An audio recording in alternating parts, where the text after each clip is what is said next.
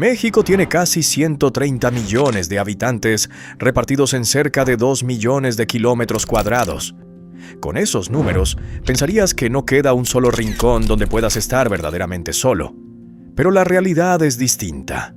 En este país hay pueblos donde el vecino más cercano vive a 5 horas de terracería, donde la señal de teléfono no existe y donde para ir al médico necesitas un caballo, una lancha o un milagro. Y lo más sorprendente es que esos pueblos no están muertos. Están vivos, funcionan y tienen gente que nació ahí y que no piensa irse a ningún lado. Hoy te llevo a los 10 pueblos más solitarios de México. Venga, suscríbete que te lo cuento todito. Número 10. San José del Pacífico, Oaxaca. Hay un punto en la carretera que baja de la ciudad de Oaxaca hacia la costa del Pacífico, donde el asfalto se mete literalmente entre las nubes. A 2.505 metros de altitud, en la Sierra Sur, aparece un pueblo de 552 habitantes que parece flotar sobre un mar de niebla. Se llama San José del Pacífico y pertenece al municipio de San Mateo Río Hondo. Para llegar tomas la carretera federal 175 desde la capital del estado y durante 3 horas vas subiendo por curvas cerradas, bajando a cañadas, cruzando bosques de pino y encino y pasando por comunidades tan pequeñas que si parpadeas te las pierdes. La carretera es de 2 carriles estrechos, sin acotamiento, sin iluminación y con precipicios que no tienen barrera de contención. De noche, manejar por ahí es un acto de fe. De San José del Pacífico ganó fama internacional por algo que no aparece en las guías turísticas oficiales: los hongos psilocibios. La tradición de consumo ceremonial de hongos en la Sierra Sur de Oaxaca tiene raíces profundas en la cultura zapoteca y se practica desde mucho antes de la llegada de los españoles. En las últimas décadas, mochileros de todo el mundo empezaron a llegar al pueblo buscando esa experiencia, y se creó una pequeña economía de cabañas, fondas y ceremonias guiadas que le dio al pueblo una identidad turística imprevista. Pero debajo de esa capa de turismo alternativo, San José del Pacífico sigue siendo un pueblo profundamente aislado. El 67% de la población es católica. El 50% de las viviendas tiene lavadora y la localidad más cercana con servicios completos es la propia capital del estado, a más de 100 kilómetros de distancia. No hay hospital, no hay banco, no hay gasolinera. Lo que sí hay es un paisaje que te detiene el corazón. Montañas cubiertas de bosque hasta donde alcanza la vista. Amaneceres donde el sol perfora las nubes como si alguien hubiera abierto una ventana al cielo. Y noches tan oscuras y tan silenciosas que puedes escuchar el latido de tu propio cuerpo. La biodiversidad alrededor del pueblo es impresionante. Las cañadas que rodean San José del Pacífico albergan orquídeas silvestres, bromelias, helechos arborescentes y una fauna que incluye desde colibríes hasta venados de cola blanca. Los cerros circundantes como la Postema y la Mole ya superan los 2.800 metros de altitud y ofrecen caminatas donde no te cruzas con un solo ser humano durante horas enteras. La soledad de San José del Pacífico no es triste, es majestuosa. Es la soledad del que vive en un mirador natural sobre el mundo, tan alto que las preocupaciones de la vida moderna se quedan abajo, entre la niebla. Hay un detalle que los viajeros que visitan San José del Pacífico recuerdan siempre. Por las noches, cuando la niebla se disipa y el cielo se despeja, la Vía Láctea se dibuja sobre el pueblo con una nitidez que parece artificial. Estás tan alto, tan lejos de cualquier fuente de contaminación lumínica, que las estrellas no parecen puntos sino manchas de luz que cubren el cielo de horizonte a horizonte. Los locales están tan acostumbrados a ese espectáculo que ni siquiera levantan la mirada. Pero para alguien que viene de la ciudad, donde el cielo nocturno es una mancha gris con 3 o 4 lucecitas, ver la Vía Láctea desde San José del Pacífico es una experiencia que redefine la perspectiva de lo que significa estar solo en el universo. Número 9. Real de 14, San Luis Potosí. Real de 14 es probablemente el pueblo más conocido de esta lista, pero eso no lo hace menos solitario.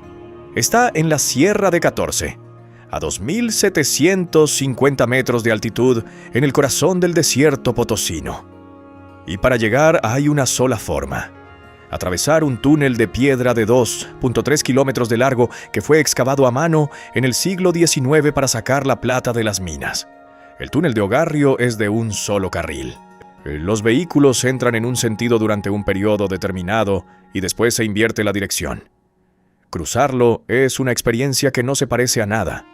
2 kilómetros de oscuridad absoluta dentro de la montaña, con las paredes de roca goteando agua, el eco del motor amplificado por la piedra y la sensación de que estás entrando a un lugar que el mundo exterior decidió olvidar. Real de 14 fue fundado como un real de minas en el siglo XVIII, y durante su apogeo llegó a tener más de 15,000 habitantes. La plata de 14 financió guerras, construyó catedrales y enriqueció a familias que hoy ya no existen. Pero cuando las minas se agotaron a principios del siglo XX, la gente se fue y el pueblo quedó prácticamente abandonado durante décadas.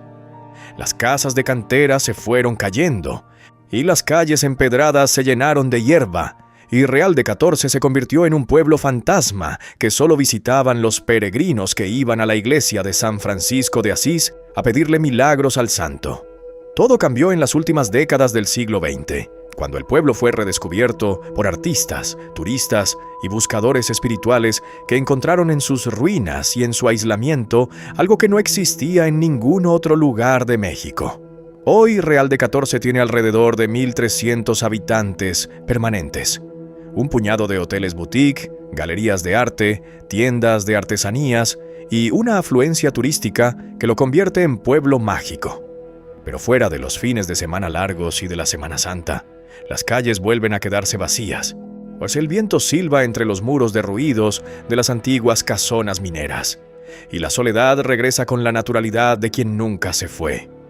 Lo que hace de Real de 14 un lugar verdaderamente solitario no son sus calles vacías, sino lo que lo rodea. La Sierra de 14 es un macizo desértico donde no hay nada durante kilómetros. El pueblo está rodeado por un paisaje lunar de cactáceas, matorrales y cielos tan amplios que la bóveda celeste parece aplastarte. El desierto de Wirikuta, sagrado para el pueblo Wixárika, se extiende al oriente, y los huicholes peregrinan cada año desde Jalisco y Nayarit, cruzando 400 kilómetros a pie para recolectar peyote en esas tierras que consideran el lugar donde nació el sol. Real de 14 no está solo. No, está en el centro de un territorio que las culturas originarias consideran el origen del universo. La experiencia de pasar una noche en Real de 14, cuando los turistas del fin de semana ya se fueron y el pueblo queda vacío, es algo que se queda grabado en la memoria.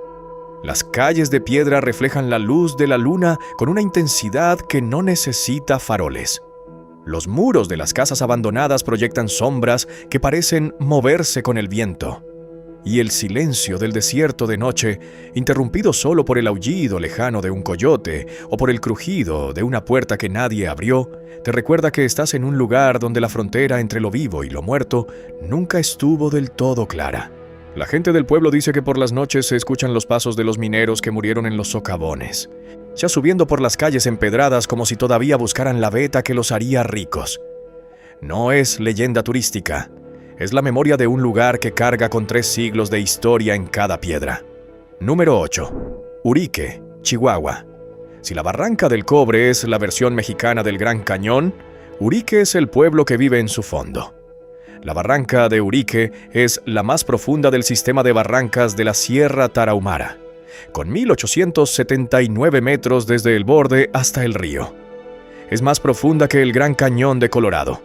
Y en el fondo, a 500 metros sobre el nivel del mar, hay un pueblo de poco más de 1,000 habitantes que vive en un mundo aparte. Para llegar a Urique tienes 2 opciones, y ninguna es cómoda. La primera es tomar el tren Chepe desde Chihuahua o desde Los Mochis, y bajarte en la estación de Bahuichivo, y de ahí descender en vehículo por un camino de terracería que serpentea por la ladera de la barranca durante casi 2 horas.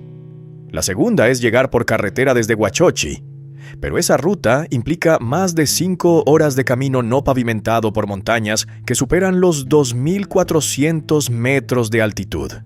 Lo primero que notas al llegar a Urique es el calor, mientras que en el borde de la barranca el clima es frío de montaña, con pinos y nevadas en invierno. En el fondo la temperatura sube hasta los 40 grados en verano y la vegetación es tropical. Guayabas, mangos, plátanos, limoneros y bugambilias que crecen al lado del río como si estuvieras en la costa. Urique tiene su propia lógica climática, completamente ajena a lo que ocurre a unos kilómetros de distancia vertical. El pueblo tiene plaza, iglesia, unas pocas calles, una clínica de salud básica, escuela primaria y telesecundaria, tiendas de abarrotes y una tranquilidad que se siente como un peso físico sobre los hombros. La economía depende de la pesca en el río, la agricultura de subsistencia, la producción de frutas tropicales y el turismo de aventura que llega esporádicamente buscando rafting, senderismo o simplemente la experiencia de descender a una de las barrancas más profundas del mundo. La mayoría de los habitantes de la zona son rarámuris, el pueblo indígena que ha habitado estas montañas durante siglos y que se desplaza por la sierra con una agilidad que desafía toda lógica.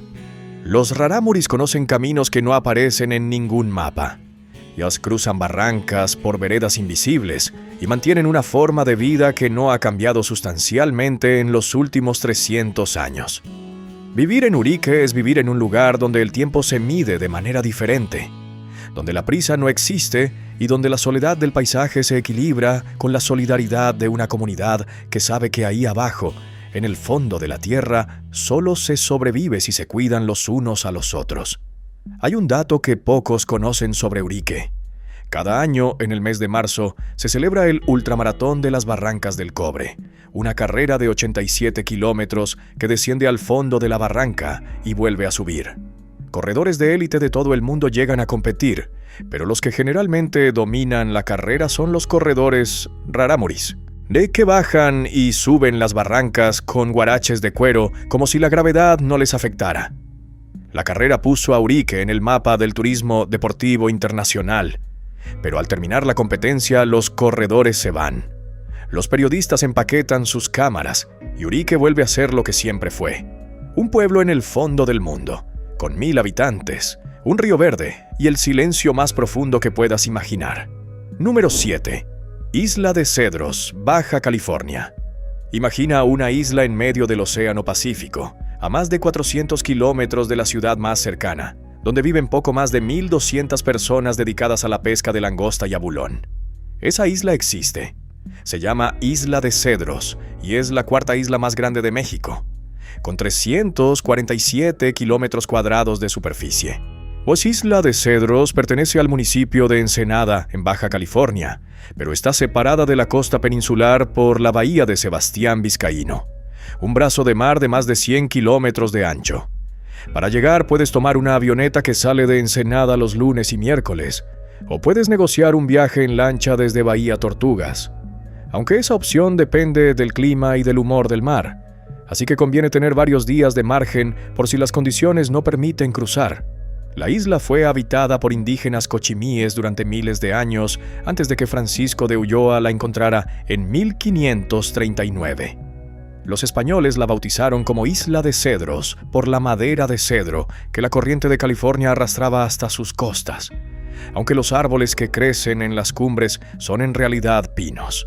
Los cochimíes fueron trasladados a tierra firme por los misioneros en 1732, y la isla quedó vacía durante casi 200 años hasta que en 1920 llegaron pescadores que fundaron el pueblo actual. Hoy la economía de Isla de Cedros depende de 2 cosas: la Cooperativa Pescadores Nacionales de Abulón, que explota los bancos de langosta y abulón de las aguas circundantes, y la exportadora de sal, una empresa propiedad del gobierno mexicano y de Mitsubishi que embarca sal desde el puerto de El Morro, en el extremo sur de la isla. La isla tiene electricidad, agua, escuelas, una clínica y el chorizo de abulón, un platillo local inventado por los pescadores en los años 40 del siglo pasado, cuando los barcos de suministro se retrasaban y lo único que había para comer era abulón y más abulón. La isla tiene 25 especies endémicas, incluyendo un ciervo mulo, un conejo y un ratón de los cactus que no existen en ningún otro lugar del planeta. La niebla cubre las montañas con tanta frecuencia que los indígenas la llamaban Huamalguá. la Isla de las Nieblas. La elevación máxima es de 1.205 metros, y en las cumbres crecen pinos que captan la humedad de la niebla como esponjas vegetales suspendidas entre el mar y el cielo. Vivir en Isla de Cedros es vivir en el lugar habitado más aislado de México. El pueblo más cercano en tierra firme está a más de 100 kilómetros de mar abierto. No hay túnel, no hay puente, no hay carretera, solo el Pacífico, inmenso y caprichoso, separándote del resto del mundo. Y sin embargo, 1.200 personas viven ahí. Trabajan, crían a sus hijos, celebran fiestas y demuestran que la soledad geográfica no es lo mismo que el abandono. Cuando el mar se pone bravo, que pasa con frecuencia durante el invierno y durante la temporada de huracanes, la isla queda completamente incomunicada. Las avionetas no pueden aterrizar con viento fuerte y las lanchas no salen del puerto. Los isleños aprendieron a convivir con esa realidad desde hace generaciones, y por eso las despensas de las casas siempre están llenas. Los tanques de agua siempre están al máximo y nadie se alarma cuando pasan varios días sin que llegue nada del continente. La autosuficiencia no es una moda ecológica en Isla de Cedros. Es una necesidad de supervivencia que se aprende desde niño. Suscríbete para demostrar que estos videos sí ayudan y sí tienen sentido. Quedan 6 pueblos donde la soledad se pone todavía más intensa. Número 6. Batopilas, Chihuahua. Batopilas es un nombre que en tarahumara significa río encajonado, y no hay mejor descripción. Este pueblo está en el fondo de una barranca de 1.750 metros de profundidad, a 500 metros sobre el nivel del mar, rodeado por paredes de roca que se elevan verticalmente hacia el cielo. Tiene poco más de 900 habitantes, y para llegar necesitas descender desde la parte alta de la sierra por un camino de terracería que baja 1.500 metros en 15 kilómetros. El trayecto desde Creel toma entre 5 y 6 horas, de las cuales las últimas 3 son pura terracería al borde del abismo. Batopilas fue declarado pueblo mágico en 2012, y la designación tiene sentido cuando conoces su historia. En el siglo XVIII, las minas de plata de Batopilas eran tan ricas que el pueblo llegó a tener más de 50,000 habitantes. Fue la segunda localidad de México en tener electricidad, después de la Ciudad de México, gracias a la inversión de Alexander Shepard, un empresario estadounidense que compró los derechos mineros y transformó el pueblo con infraestructura que en esa época era de vanguardia. Las casonas de los siglos XVIII y XIX, que se alinean a lo largo de las 3 calles del pueblo, son testimonio de esa riqueza que se fue cuando la plata se acabó. Hoy Batopilas es un pueblo de clima tropical enclavado en una sierra fría. El contraste es surrealista. Llegas desde los bosques de pinos donde la temperatura está cerca de 0 grados, y al fondo de la barranca te reciben guayabas, plátanos, limoneros y un calor que puede superar los 46 grados en verano. A orillas del río Batopilas, que corre entre las 3 calles del pueblo, la vida transcurre con una lentitud que desafía la comprensión de cualquier habitante de la ciudad. A 5 kilómetros río abajo está la misión del Santo Ángel Custodio de Satebó, una iglesia jesuita del siglo XVII que es considerada la construcción más bella de toda la Sierra Tarahumara. La misión está ahí, sola, rodeada de nada, sin pueblo que la acompañe, como si alguien la hubiera dejado olvidada en medio de la barranca. Nadie sabe con certeza quién la construyó, ni cómo consiguieron traer los materiales hasta un lugar tan inaccesible. Es uno de esos misterios que la sierra guarda con la misma obstinación con la que guarda todo lo demás. Batopilas no tiene hospital, no tiene banco, no tiene supermercado y no tiene gasolinera. Lo que tiene es una belleza tan cruda y tan absoluta que duele mirarla. Paredes de roca de todos los colores imaginables, elevándose sobre ti como catedrales naturales. Un río de aguas verdes serpenteando entre las piedras y un silencio que solo rompen los pájaros y el agua. La soledad de Batopilas no es la de un lugar abandonado. Es la de un lugar que eligió quedarse al margen del mundo. Manuel Gómez Morín, el fundador del Partido Acción Nacional y rector de la Universidad Nacional Autónoma de México, nació en una casa humilde de Batopilas en 1897. Que una de las figuras políticas e intelectuales más importantes del siglo XX mexicano haya nacido en el fondo de una barranca inaccesible es una de esas ironías que solo México puede producir. La casa donde nació sigue en pie, como siguen en pie la Hacienda San Miguel, donde vivió el magnate de la plata, la presidencia municipal que data de 1890 y las ruinas del Riverside Lodge.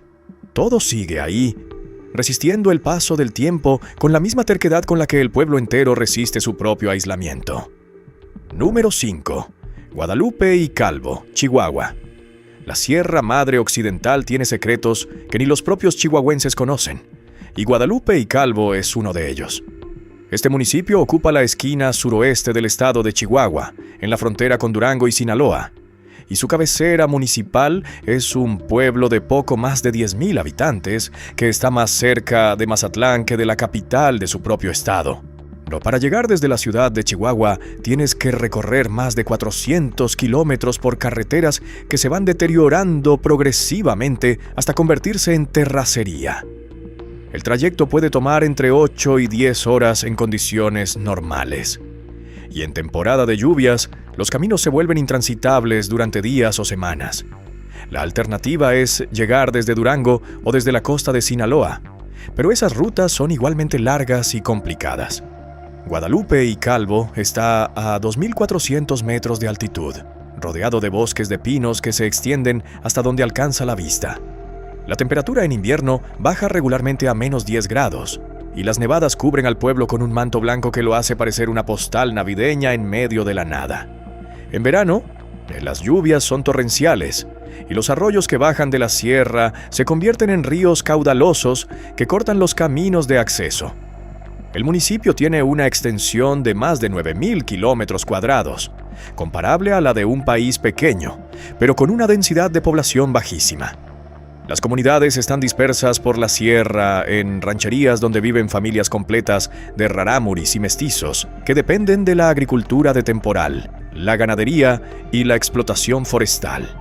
Muchas de esas comunidades no tienen acceso por carretera y solo se puede llegar a pie o a caballo, caminando horas por veredas que serpentean entre barrancos y bosques. La cabecera municipal tiene los servicios básicos: electricidad, agua, clínica de salud, escuelas de todos los niveles y un par de hoteles modestos para los pocos visitantes que llegan.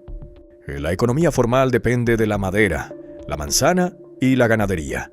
Pero la realidad de la sierra es más compleja, y la lejanía de cualquier autoridad efectiva ha creado un vacío que históricamente ha sido llenado por actividades que no aparecen en ningún censo económico.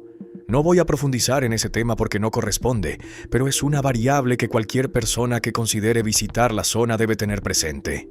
Lo que sí voy a decir es que Guadalupe y Calvo tiene una belleza natural que quita el aliento. Las cascadas que bajan de la sierra forman pozas de agua cristalina rodeadas de bosque virgen. Los atardeceres sobre las montañas pintan el cielo de colores que no tienen nombre. Y la sensación de estar a 10 horas de la civilización más cercana, rodeado de pinos y silencio, no, es algo que una vez que lo experimentas no se te olvida jamás. Número 4. Santa María Ixcatlán, Oaxaca. Hay pueblos solitarios por geografía y hay pueblos solitarios por historia. Santa María Ixcatlán es solitario por ambas razones. Este municipio de la Cañada oaxaqueña es el último refugio de la cultura ixcateca, un pueblo indígena que está en proceso de extinción lingüística y cultural, y que resiste en un valle árido rodeado de montañas donde casi nadie se atreve a llegar. Ixcatlán tiene poco más de 500 habitantes permanentes. Está a unas 4 horas de la ciudad de Oaxaca, por carreteras que durante el último tramo se convierten en caminos de tierra que cruzan el territorio más seco y desolado del estado. La vegetación es de cactáceas, matorrales espinosos y árboles de palma de sombrero, de una especie de palma silvestre cuyas hojas los ixcatecos tejen para fabricar sombreros que se venden en los mercados regionales. Lo que hace único a Ixcatlán es su lengua. El ixcateco es una lengua otomangue que actualmente hablan menos de 10 personas, todas ellas mayores de 70 años. Cuando esas personas mueran, la lengua morirá con ellas. Los lingüistas de la Universidad Nacional Autónoma de México y de otras instituciones Han documentado la lengua extensamente, pero la documentación no sustituye a los hablantes vivos. El ixcateco se une a una lista creciente de lenguas indígenas mexicanas que desaparecen cada década, llevándose consigo formas de entender el mundo que no se pueden traducir a ningún otro idioma. El pueblo funciona bajo el sistema de usos y costumbres, con una asamblea comunitaria que toma las decisiones colectivas y un sistema de cargos que obliga a los habitantes a servir al pueblo en diferentes funciones a lo largo de su vida. Hay escuela primaria, telesecundaria, una clínica de salud con un médico pasante y una tienda comunitaria. La economía depende de la palma, del cultivo de maíz y frijol en las pocas tierras cultivables del valle y de las remesas que envían los migrantes desde Estados Unidos y la Ciudad de México. La soledad de Ixcatlán es doble. Es la soledad geográfica de un pueblo escondido en un valle árido al que casi nadie llega. Y es la soledad cultural de ser los últimos guardianes de una lengua y una tradición que el mundo decidió que no necesitaba. Visitar Ixcatlán es enfrentarte a una pregunta incómoda. Si un pueblo pierde su lengua, ¿sigue siendo el mismo pueblo? Los ixcatecos tienen su propia respuesta, y la defienden cada día con el simple acto de seguir ahí, de seguir tejiendo palma, de seguir sembrando milpa y de seguir hablando entre ellos en una lengua que nadie más entiende. Lo que pocos saben es que Santa María Ixcatlán posee uno de los bosques comunales de cactáceas columnares más impresionantes de México. Los tetechos y los cardones que crecen en las laderas del valle alcanzan alturas de 10 o 12 metros y tienen edades que se miden en siglos. La comunidad los protege como parte de su territorio comunal, y ese bosque de cactus gigantes le da al paisaje una apariencia que parece de otro planeta. Caminar entre esos gigantes verdes, en el silencio absoluto de un mediodía de enero, no es con el sol cayendo vertical sobre la tierra reseca y el único sonido siendo el de tus propios pasos sobre la grava, es una experiencia de soledad tan absoluta que por un momento dejas de ser tú y te conviertes en parte del paisaje. Número 3. Pueblo Nuevo, Durango. La Sierra Madre Occidental, en su tramo duranguense, es una de las zonas más agrestes y menos exploradas de México. Y en el corazón de esa sierra, a más de 2.500 metros de altitud, está el municipio de Pueblo Nuevo, cuya cabecera municipal lleva el mismo nombre y tiene alrededor de 8,000 habitantes. Para llegar a Pueblo Nuevo desde la ciudad de Durango, tienes que tomar la carretera Durango-Mazatlán, una de las obras de ingeniería más impresionantes de México. La autopista atraviesa la Sierra Madre a través de más de 60 túneles y más de 115 puentes, incluyendo el puente Baluarte, que con sus 403 metros de altura fue durante años el puente atirantado más alto del mundo. Pero Pueblo Nuevo no está en la autopista. Está a un lado, en la Sierra Profunda. Y para llegar hay que desviarse por caminos de terracería que serpentean entre bosques de pinos, tan densos que el sol apenas penetra. La carretera vieja, antes de que se construyera la autopista, pasaba por un tramo llamado el Espinazo del Diablo. Un camino de terracería al borde de precipicios de cientos de metros donde los conductores rezaban antes de cruzar y donde las cruces al borde del camino marcaban los lugares donde alguien no lo logró durante décadas, y ese camino fue la única conexión entre Durango y la costa del Pacífico, y los pueblos de la sierra dependían de él para abastecerse de todo. Pueblo Nuevo tiene bosques de coníferas que están entre los más productivos de México. La industria forestal es la base de la economía local, junto con la ganadería extensiva y la agricultura de temporal. El municipio tiene una extensión de más de 6,000 kilómetros cuadrados, mayor que varios estados europeos, pero con una población de apenas 35,000 habitantes repartidos en cientos de comunidades dispersas por la sierra. La cabecera municipal tiene los servicios que esperarías en un pueblo de su tamaño: clínica de salud, escuelas, comercios, una iglesia y una plaza donde los domingos se juntan los ganaderos y los madereros a platicar sobre la lluvia, la sequía y el precio de la madera. Pero basta con alejarte unos kilómetros del centro para entrar en un territorio donde los caminos se convierten en veredas, las veredas en senderos y los senderos en nada. Las comunidades tepehuanas y mexicaneras que habitan la Sierra Profunda de Pueblo Nuevo viven en un aislamiento que difícilmente tiene equivalente en otro lugar del país. La belleza de la Sierra de Pueblo Nuevo es salvaje. Cascadas que caen desde riscos de 100 metros y se pierden en cañadas cubiertas de helechos gigantes. Bosques donde los árboles tienen troncos de 2 o 3 metros de diámetro y copas que se juntan formando un techo verde impenetrable. Ríos de agua transparente que corren entre rocas cubiertas de musgo y que alimentan una biodiversidad que incluye osos negros, pumas, guacamayas verdes y el águila real.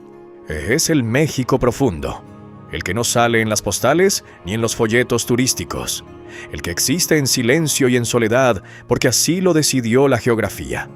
Número 2. Tapijulapa, Tabasco. Tapijulapa demuestra que no hace falta estar en la sierra para sentirse en medio de la nada. Este pueblo de la Sierra de Tabasco, con unos 2.500 habitantes, está encajado en un valle tropical rodeado de montañas cubiertas de selva a orillas del río Oxolotán, y durante siglos fue un lugar al que solo se podía llegar por agua. Tabasco es conocido por sus llanuras, sus ríos caudalosos, su petróleo y su calor.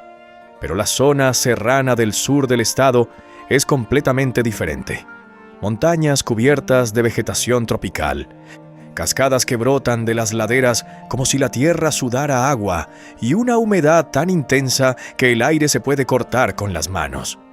Tapijulapa está ahí, en esa transición entre la planicie tabasqueña y la sierra chiapaneca, a unos 100 kilómetros de Villahermosa, pero a años luz de la modernidad. El pueblo fue declarado pueblo mágico por su arquitectura de casas blancas con techos de teja roja que se agrupan en calles estrechas a la orilla del río. La iglesia de Santiago Apóstol del siglo XVII preside la plaza central, y a unos kilómetros río arriba está el templo y exconvento de Santo Domingo de Guzmán en la comunidad de Oxolotán, una joya arquitectónica colonial que parece imposible en un lugar tan remoto. Pero lo que realmente hace especial a Tapijulapa es el Parque Ecoturístico Villa Luz, de un sistema de cascadas de aguas sulfurosas, donde el agua baja color turquesa entre formaciones de roca caliza cubiertas de vegetación. Las cuevas del parque emiten gases de azufre que los habitantes del pueblo han utilizado durante generaciones con fines ceremoniales. Cada Semana Santa, los tapijalupeños celebran una festividad llamada la Pesca de la Sardina, donde toda la comunidad entra al río a pescar sardinas que han sido aturdidas por el barbasco, una planta que los indígenas usaban desde tiempos prehispánicos para facilitar la pesca. La paradoja de Tapijulapa es que tiene todo lo necesario para ser un destino turístico de primer nivel: belleza natural excepcional, patrimonio histórico, gastronomía local con mole de pollo envuelto en hoja santa, totoposte preparado y tamales de todos los sabores imaginables, y una comunidad hospitalaria que recibe a los visitantes con genuina calidez. Pero su ubicación, lejos de cualquier ruta turística principal, lo mantiene en un aislamiento que le ha preservado la autenticidad. Llegar a Tapijulapa requiere querer llegar a Tapijulapa. No es un lugar de paso. Es un destino al que vas porque lo buscaste. La sensación de caminar por las calles de Tapijulapa al atardecer, cuando el sol se filtra entre los árboles tropicales y pinta las paredes blancas de naranja, es hipnótica. Los sonidos de la selva empiezan a subir de volumen conforme cae la noche. Los grillos, las ranas, los pájaros nocturnos y el murmullo constante del río que pasa junto al pueblo como un acompañante que nunca se calla. El aire huele a tierra mojada, a vegetación tropical y a leña de los fogones donde las señoras preparan la cena. Si la oscuridad de la noche tropical, sin alumbrado público más allá de la plaza central, es tan densa que a 3 metros de la puerta de tu cuarto ya no ves nada, solo escuchas. Y lo que escuchas es la selva respirando, el agua corriendo y el pueblo durmiendo, con la tranquilidad de quien sabe que mañana será exactamente igual que hoy, y que eso no es monotonía sino paz. Número 1. San Juan Mixtepec, Oaxaca. Y llegamos al número 1. No es el pueblo más famoso de esta lista, ni el más espectacular, ni el que tiene la historia más dramática, pero es posiblemente el que mejor encarna la paradoja de los pueblos solitarios de México. Un lugar que está tan lejos de todo que parece olvidado por el mundo, y que sin embargo mantiene una vida comunitaria tan rica. Much tan compleja y tan viva que avergonzaría a cualquier colonia de una ciudad grande. San Juan Mixtepec está en la Mixteca Alta de Oaxaca, una región que los propios oaxaqueños consideran una de las más pobres y aisladas del estado. El municipio tiene una población dispersa en decenas de comunidades y rancherías, repartidas por un territorio de montañas erosionadas, cañadas profundas y tierras de cultivo que dependen exclusivamente de la lluvia.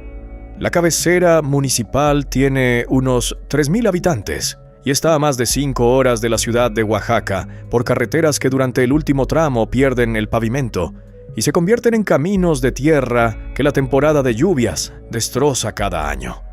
La Mixteca Alta es una de las regiones con mayor índice de migración de todo México. Marisa estima que por cada mixteco que vive en Oaxaca, hay otro que vive en la Ciudad de México, en Baja California o en Nueva York. La migración ha vaciado pueblos enteros, ha dejado casas abandonadas y ha creado una economía donde las remesas internacionales representan el principal ingreso de las familias que se quedaron. Pero San Juan Mixtepec no se ha rendido. El pueblo mantiene un sistema de gobierno por usos y costumbres que funciona con una asamblea comunitaria donde participan todos los ciudadanos. El tequio, el trabajo comunitario gratuito, sigue vigente. Los habitantes del pueblo reparan caminos, limpian los manantiales, mantienen la escuela y construyen la infraestructura pública sin recibir pago ni esperar que el gobierno lo haga por ellos. Las fiestas patronales se celebran con la solemnidad y la generosidad de siempre, y los migrantes regresan desde donde estén para cumplir con sus cargos comunitarios, porque saben que si no lo hacen, pierden su derecho a pertenecer al pueblo. La escuela primaria funciona con maestros que llegan desde la ciudad y que durante el ciclo escolar viven en el pueblo. La telesecundaria prepara a los jóvenes que después tendrán que decidir si se quedan en la tierra de sus padres o si se van a buscar la vida donde haya trabajo. La clínica de salud atiende lo básico, y para cualquier cosa que requiera un especialista hay que viajar horas hasta la ciudad más cercana. El paisaje de la Mixteca Alta es duro, pero tiene una belleza austera que golpea por dentro. Las montañas están peladas porque siglos de cultivo, y pastoreo y deforestación arrasaron con los bosques que alguna vez las cubrieron. La erosión ha creado cárcavas y cañadas que desde el aire parecen cicatrices en la piel de la tierra. Pero entre esas cicatrices, los mixtecos siguen sembrando maíz, frijol y calabaza con la misma terquedad con la que han sembrado durante los últimos 3,000 años. Las terrazas de cultivo que construyen en las laderas de las montañas son obras de ingeniería agrícola que desafían la gravedad y la lógica. Los sistemas de captación de agua de lluvia que diseñaron sus antepasados siguen funcionando. San Juan Mixtepec es el número 1 de esta lista, no porque sea el pueblo más remoto ni el más aislado físicamente. Es el número 1 porque representa con mayor claridad la esencia de lo que significa ser un pueblo solitario en México. Es estar lejos, es estar solo, es vivir con lo mínimo. Y aún así, levantarte cada mañana a sembrar la milpa, a barrer la plaza, a tocar la campana de la iglesia, a enviar a tus hijos a la escuela y a resistir con dignidad en un lugar que el progreso decidió ignorar. La soledad de San Juan Mixtepec no es una derrota, es un acto de resistencia. Y eso es lo que tienen en común los 10 pueblos de esta lista. Ninguno se rindió, ninguno cerró las puertas, apagó las luces y se fue. Todos siguen ahí, funcionando con lo que tienen, inventando soluciones para problemas que en la ciudad ni siquiera se imaginan, manteniendo tradiciones que llevan siglos vivas y demostrando que la soledad geográfica no significa el fin de la comunidad.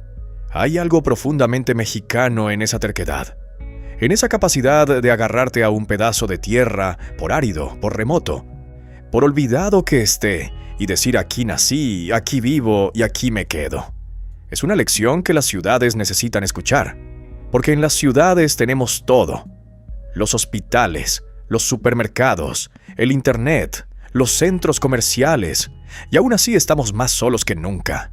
Y en estos pueblos, donde no hay nada de eso, la gente se conoce por su nombre, se ayuda sin que se lo pidan, y se reúne en la plaza los domingos a platicar de lo mismo que platicaron sus abuelos, y los abuelos de sus abuelos. Yo soy el viejo mexicano, Y esto es lo que nadie te cuenta, que en México hay pueblos donde la soledad se ve, se toca y se respira, pero donde nadie está solo de verdad, que hay lugares donde llegar toma un día entero y donde quedarse es una decisión que cambia la vida, y que si algún día el ruido de la ciudad te agota, si las pantallas te cansan, que si sientes que la vida se te va en pagar facturas y en correr detrás de cosas que no necesitas, hay un pueblo en algún rincón de este país esperándote con una plaza vacía, una iglesia abierta y un silencio tan profundo que podrás escuchar por primera vez lo que tu propia alma tiene que decirte.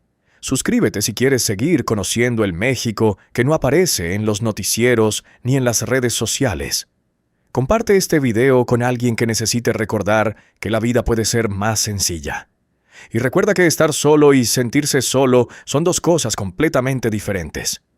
Los pueblos de esta lista lo demuestran cada día. Cuídate mucho y no te dejes.